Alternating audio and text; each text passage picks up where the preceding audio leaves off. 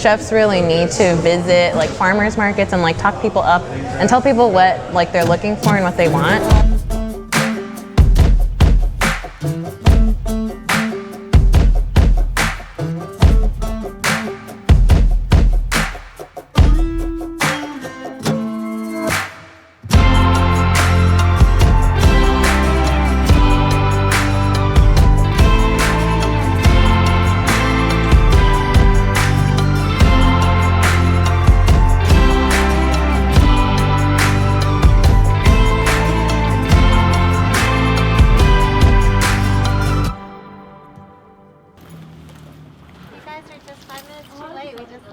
Oh, no. We've been all afternoon waiting for you. We'd like to eat till live. It was really good. You're obviously head chef. I am, yeah. Head chef at Heliotrope. Correct.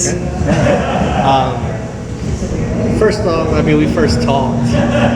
You had Instagram me and messaged me like, man, you're doing Detroit, Chicago. I haven't seen that. Or Yeah. seen that. So obviously, I knew you were from the Chicago area. And Yeah. I was like, what the heck are you doing here? Right on. I was born and raised in Chicago. It's still home. It always will be. But I actually lived here for a few years. I went to law school here at Washington & Lee back in like the mid 2000s, and then I graduated from here. Just loved the town, fell in love with the whole region, and then practiced law in Chicago for a while I was still cooking around town on the weekends. You know, you're a chef now. Yeah, well, cooking was always my favorite thing to do, and you know, through like high school and college, working in restaurants was always just my passion. And then, you know, one thing led to another, and I ended up going to law school and practicing, which I loved it. It was, you know, I really enjoyed it, but I just always missed this. So, and I just always wanted to cook. So, just started doing it while I was still practicing, cooking around town on the weekends.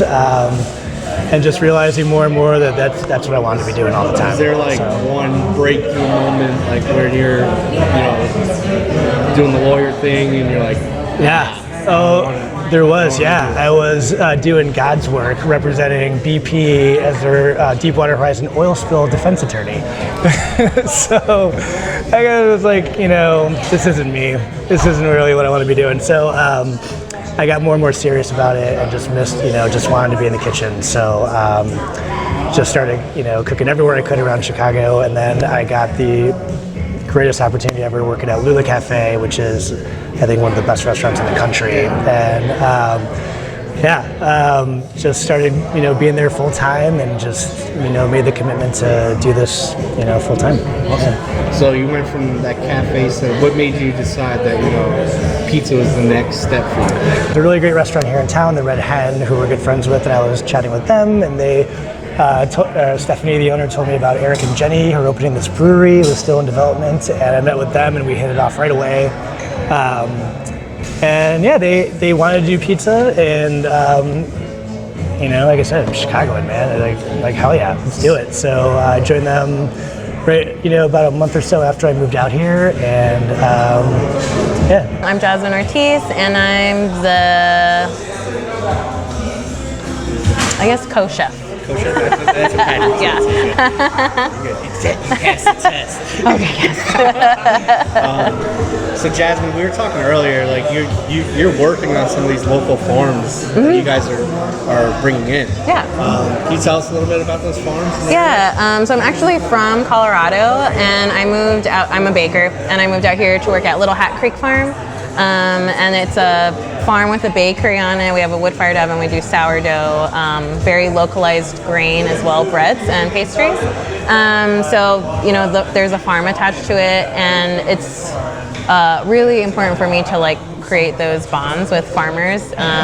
Those people work really hard. They have great products, and you know, coming from Colorado where we don't have such long seasons, it's like, why don't we take advantage of the super long season here, and especially help farmers find and be able to like have work for the winter as well. That's really So I think that's like a big thing, is like a lot of these, this is like the first place I've seen where the farmers are really working cohesively with restaurants. I think there's some towns that aren't utilizing it. So what's your advice to kind of, since you're working on both ends, like what's your advice for a restaurant or as a farmer how do we connect and how do you get those resources? I mean, I think it's all just about, communications. Chefs really need to visit like farmers markets and like talk people up and tell people what like they're looking for and what they want. There's a lot of farmers out there that, sometimes farmers like to do wholesale, and sometimes a farmer can also be like, if you give me a wish list, I'll do my best to get what you possibly need.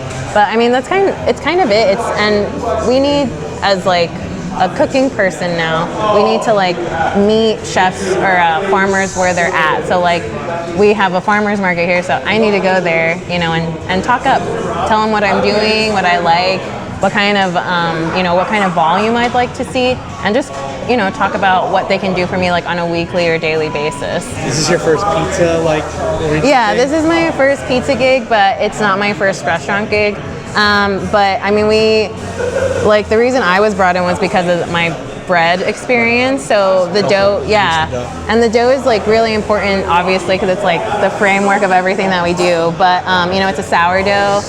We care for the sourdough daily, and then also incorporating whole grains so that we can also be helping our grain farmers too.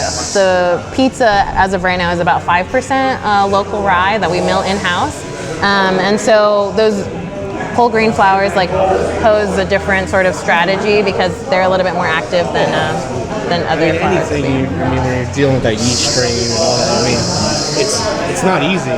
No. There's a lot of, it's not going to come out the same every time. Yeah, exactly. So to have a staff that's able to care for that and know how to react to those situations is key, and I think that's an amazing thing that you guys do. Thanks, yeah. But yeah, beautiful stuff. Really beautiful. Thank you. How's your experiences as a pizza person? Do you like it? Is it one of the more fun things you've done, or? Yeah, I mean, it's a lot. It's kind of cool to like have both sides, because like in the morning, like I'm alone and I come in and there's like a nice rhythm to like mixing and like feeling things out, and everything has to be timed correctly. But then working in a kitchen, it's a little different because there's a lot more camaraderie. Like, I mean, I love being like a hard ass, but then I love teasing people and just like having fun. So that's really nice too. And then just helping people like have skills too, like that's really important to me, and especially like with the crust, and then like even how to do like this, the carrots look fancy, but it's really easy to do it, Yeah, it's that small attention to detail. Yeah, that's the difference. That's why that pie, I've never seen a pie that looked like that. All the pizzas that I've covered and seen, eaten, that's got a beautiful look to it. Thank you. And that's just that extra little touch, like you said, that can make a difference. Yeah. Eric, got quite the establishment here, man. Thanks. So, first I gotta ask, what's heliotrope? Why heliotrope? Why did you name it heliotrope? Well, heliotrope in Greek, it means, to get all technical, means turn to the sun. So like sunflowers are heliotropic because they follow the sun across the sky. And our whole philosophy with both the beer and the food is to brew and cook with stuff that's in season. So we figured that we were following the sun in that sense. Awesome. Plus we thought it would just look good on a t-shirt. Yeah, the branding is great, man. The logo, we love it. The t-shirts are awesome. Awesome, thanks. So you're originally from Portland, Oregon? I am, yep. You got to tell me how you ended up in Lexington, Virginia. I went to Washington Lee a long time ago, graduated, and then by the skin of my teeth, and then moved back home to Portland and lived there for 20 plus years. And then when I married my wife about 7-8 years ago, she's a professor at Washington Lee, coincidentally enough, so moved back here. So I got to ask, obviously pizza is your choice of food here. What led you to that decision? I mean, obviously we know there's no combination like pizza and beer. Right, that's part of it. But obviously you're doing a very different style than everybody else as well, with the artisan fired pizzas. What led you to make that decision? Well, that was definitely part of it. Like everybody loves pizza and beer, like you said, so we wanted to play to that. We're brewing with a lot of wild yeast that we've captured in the area, just from the air. And so that's got wild yeast and souring bacteria in it also. And so we're kind of like taking some chances with the beers, and we're brewing with a lot of crazy grains that people don't necessarily know about. What led you to hiring of Patrick and your staff, Jasmine? what brought you guys all together? Oh my God, it was like Patrick like literally fell into our lap. Well, not literally, but figuratively fell into our laps. We were looking for somebody, and he moved back into the area and actually contacted the Red Hen, just a really nice restaurant in town, and they weren't hiring at the time, so they sent him our way. And so he came in and met with us, and he brought a pizza with him, which was like always a great like job interview tip. Bring pizza. Yeah, so we just like hit it off right from the start, and like he had the same sort of vision we did, and he and I like. There's like a really good vibe here. I'm gonna be honest, like everything is well balanced. There's a well balanced feel here, like even from the food to the beer to the staff. Very good job. Awesome, Well thanks. balanced.